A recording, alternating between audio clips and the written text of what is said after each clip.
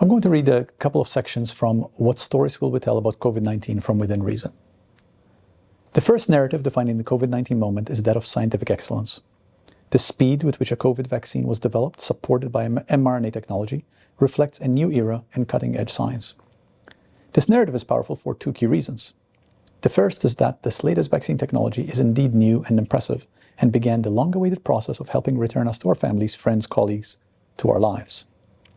Second, it is powerful because of how closely it aligns with the way we already tend to think about health.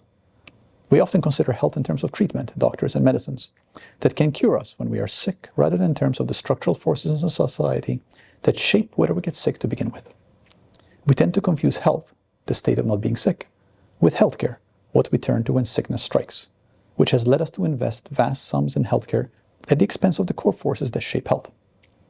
The success of vaccines demonstrates that this investment is indeed central to supporting scientific excellence, but our story of health and of COVID is incomplete if it is confined to science and treatment alone. The narrative of scientific excellence did not come out of nowhere. The methodologies that generate the advances we have seen are the product of a tradition with roots in the Enlightenment and the scientific revolution.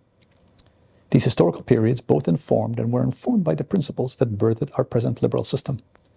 When we celebrate science, then we also celebrate the small L liberal principles that allow scientific reasoning to flourish.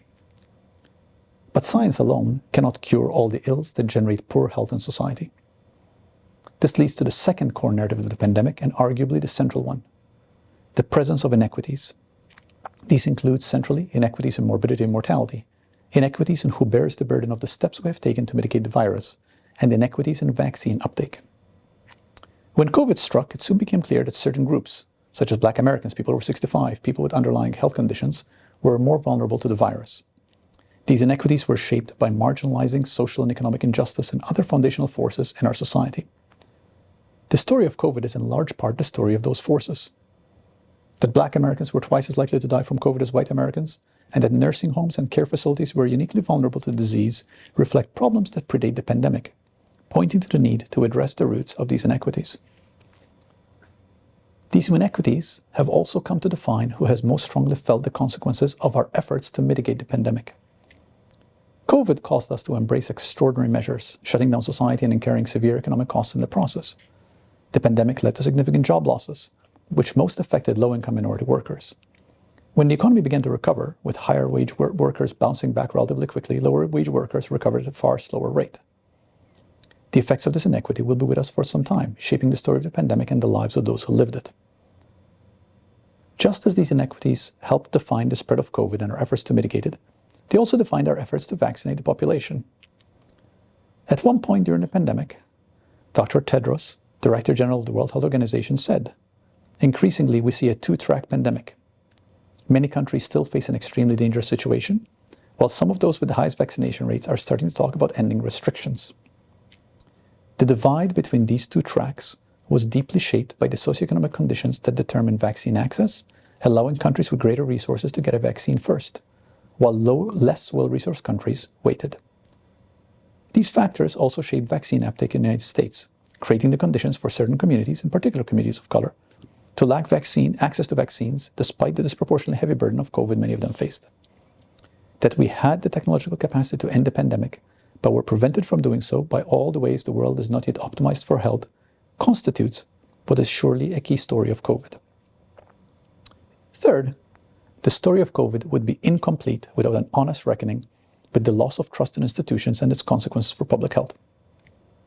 The most prominent example of this loss of trust was the way the inconsistent, often dishonest, words of former US President Trump created a lack of trust and guidance coming from the White House throughout the crisis. It is also true that seeming inconsistencies occasionally characterize the efforts of public health, perhaps most clearly in our field's widespread embrace of civic protests in the summer of 2020, in apparent contrast to our guidance on social distancing and masks.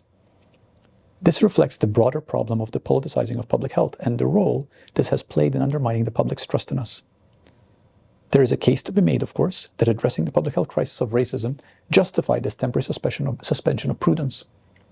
But it's still possible to see how our actions might seem contradictory, creating an impression among the general public that ideology may at times supplant public health's commitment to data. Given that COVID emerged at a time when trust in institutions was already declining, The story of the pandemic may well be in large part a story of how this trend accelerated, making it harder for anyone to speak with a widely heeded authoritative voice on matters that are core to health. It is also true that this mistrust of institutions has helped give rise to disenchantment with many of the liberal norms that played a role in creating these institutions, from the scientific method that underlies our public health and medical establishment to the constitutional principles that support our politics. This should remind us that the consequence of our fields losing the public's trust extend well beyond the work of public health. When the shortcomings of public health lead to a broader distrust of expertise and institutions, it erodes the idea that anybody in a position of authority can be right about anything, creating space for charismatic know-nothings to seize influence and lead society in dangerous directions. It is important, then, to have an open and honest conversation about this loss of trust, so that we might address the legitimate reasons for it, expose where it is shaped by exaggerations or misinformation, and construct a story that can honestly speak of a world where our institutions and authority figures can be relied on to tell the truth.